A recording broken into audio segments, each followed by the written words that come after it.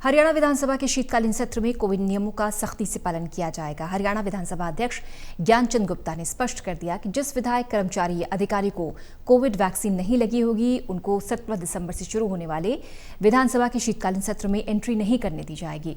उन्हें public account committee को लेकर सभी राज्यों की बैठक में किन मुद्दों पर चर्चा हुई, इसकी भी जानकारी दी। उन्होंने बताया कि आज संविधान निर्माता डॉक्टर बाबा भीमराव अंबेडकर की पुण्यतिथि पर विधानसभा में निर्वाण दिवस मनाया गया है। विधानसभा के शीतकालीन सत्र को लेकर विधानसभा की क्या तैयारियां हैं, इस बारे में खास बातचीत की हमारे सहयोगी अनिल कुमार ने हरियाणा विधानसभा अध्यक्ष ज्ञानचंद गुप्ता से।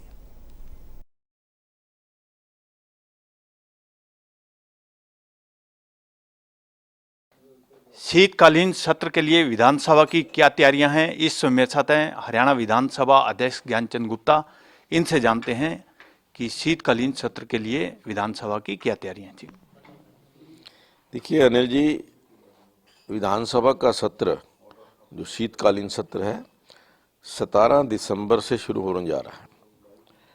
18 और 19 दिसंबर को छुट्टी है और 20 और 21 ये 3 दिन की प्रस्तावना सरकार की तरफ से आई है कि ये 3 दिन का सत्र रहे। लेकिन फाइनल जो डिसीजन है वो बिजनेस एडवाइजरी कमेटी की मीटिंग के अंदर होगा कि क्या ये 3 दिन का ही रहेगा, क्या इसको और अधिक बढ़ाने की आवश्यकता है।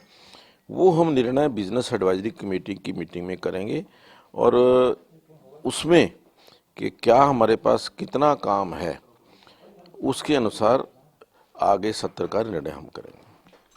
गुप्ता जी, जिस तरह ओमिक्रॉन वेरिएंट के केस बढ़ते जा रहे हैं, इसको लेकर भी कोई विधानसभा ने गाइडलाइन जारी की है या जो विधायक सत्र में शामिल होंगे उनको कोई दिशा निर्देश दिए हैं?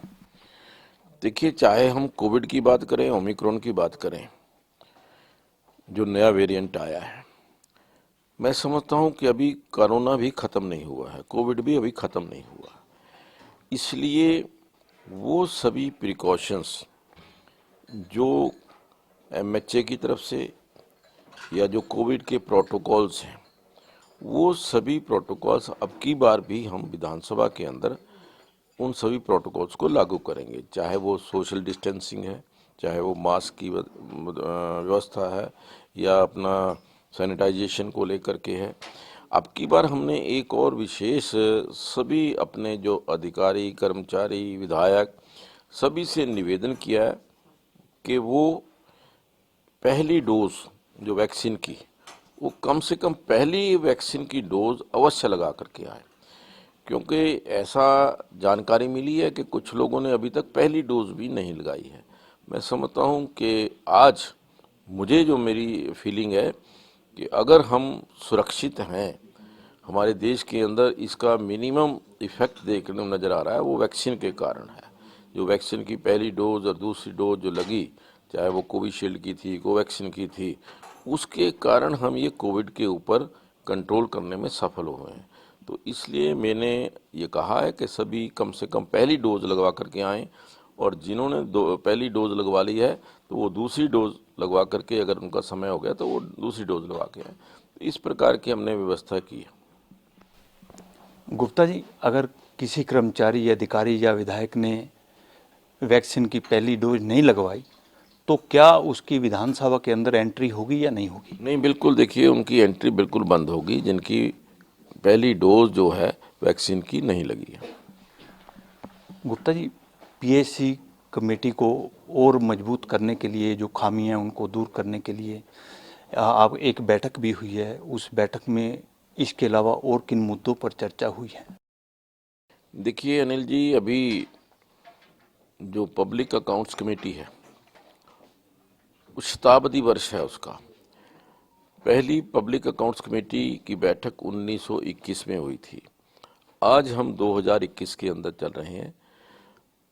जो अभी 2 दिन पहले पब्लिक अकाउंट्स कमेटी की मीटिंग 4 तारीख और 5 तारीख को दिल्ली के अंदर हमारे लोकसभा के सम्मानीय अध्यक्ष आदरणीय श्री ओम बिरला जी और पीएसी के जो लोकसभा और राज्यसभा के अध्यक्ष हैं श्री अधीर रंजन जी, उनके द्वारा ये बैठक बुलाई गई थी और उस पीएसी की मीटिंग के अंदर बहुत सारे महत्वपूर्ण विषयों के ऊपर चर्चा हुई है। पूरे देश से पीएसी के चेयरपर्सन आए थे। सभी ने अपनी अपनी जो वहाँ पर कठिनाइयाँ हैं वो सबके सामने रखी, साझा की। और हमारे जो वहाँ पर मैंने देखा कि जैसे हरियाणा में वो हमें दिक्कत नहीं है। हमारी पब्लिक अकाउंट्स कमेटी में सभी अधिकारी जिस स्तर के आने चाहिए वो आते हैं, लेकिन कुछ प्रदेशों के अंदर ये जानकारी मिली कि जो अधिकारी को हम बुलाते हैं वो अधिकारी पीएसी में नहीं आते या कुछ टालने का प्रयास करते हैं।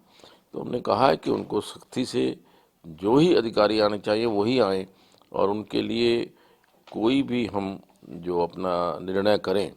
और अगर एक बात और ये सामने आई है कि पब्लिक अकाउंट्स कमेटी का मान और सम्मान बना रहना चाहिए। Public accounts committee should work as a watch dog on the functioning of the this government. Government के अंदर जो भी खर्चा हो रहा है उसके ऊपर ध्यान रखना, उसके ऊपर आंख रखना, उसके खर्चे को चेक करना, ये पब्लिक अकाउंट्स कमेटी का काम है। और उसके ऊपर हमें सभी पब्लिक अकाउंट्स कमेटी को सख्ती से पालन करना चाहिए। गुप्ता जी, विधानसभा में बाबा भीमराव अंबेडकर का निर्वाण दिवस मनाया गया है, तो पूरा क्या कार्यक्रम था? जो आज मैं समझता हूँ कि डॉक्टर भीमराव अंबेडकर जी की निर्वाण दिवस है।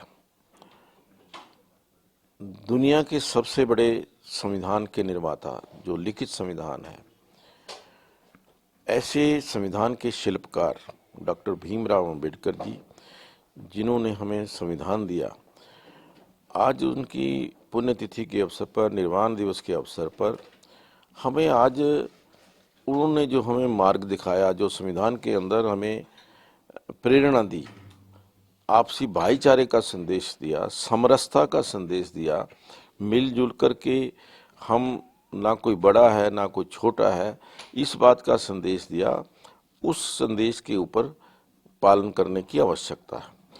और दूसरा, जो संविधान के अंदर आपको अधिकार दिए गए हैं, अधिकारों के साथ साथ अपने कुछ कर्तव्य भी बताए गए हैं। हम अधिकारों की तो अक्सर बात करते हैं कि मेरा ये अधिकार है, मूलभूत मेरा ये अधिकार है, या मुझे इस चीज़ का अधिकार है, बोलने का अधिकार है, लेकिन उसके साथ साथ अपने कर्तव्यों के प्रति भी हम जागरूक रहें।